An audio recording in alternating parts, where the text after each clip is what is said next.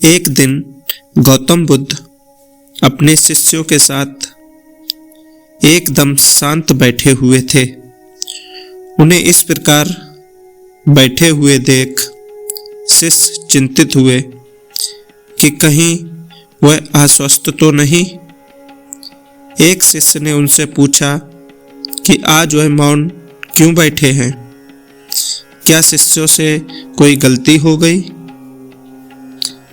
इसी बीच एक अन्य शिष्य ने पूछा कि क्या वह अस्वस्थ है? पर बुद्ध मौन रहे।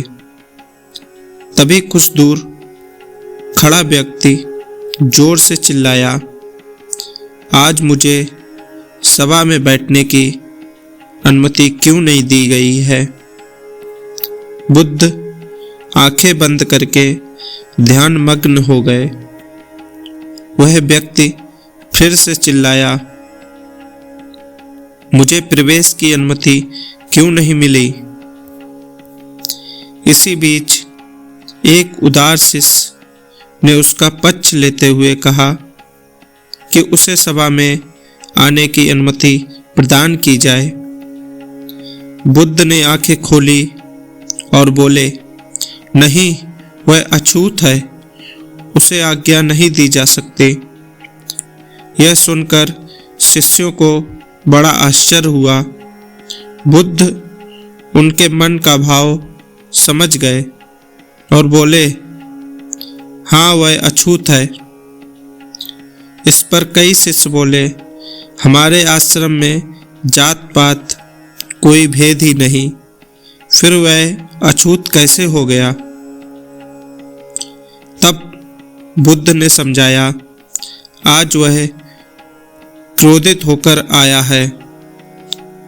क्रोध से जीवन की एकाग्रता भंग होती है। क्रोधी व्यक्ति प्रायः मानसिक हिंसा कर बैठता है। इसलिए जब तक वह क्रोध में रहता है तब तक अछूत होता है। इसलिए उसे कुछ समय एकांत में खड़े रहना चाहिए। क्रोधित शिष्य भी बुद्ध की बातें सुन रहा था।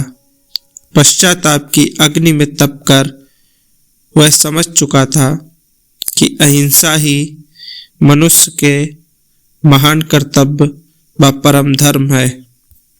वह बुद्ध के चरणों में गिर पड़ा और कभी क्रोध न करने का प्रण लिया। शिक्षा आशय यह है कि क्रोध के कारण व्यक्ति अनर्थ कर बैठता है और पश्चाताप उसे बाद में होता है, जिसका कोई लाभ नहीं मिलता। इसलिए हमें क्रोध नहीं करना चाहिए। असल मायने में क्रोधित व्यक्ति अछूत हो जाता है और उसे अकेला छोड़ देना चाहिए। क्रोध करने से तन, मन और धन तीनों की हानि होती है। क्रोध से ज्यादा हानिकारक कोई और वस्तु नहीं है। जय भीम, नमो बुद्धाय।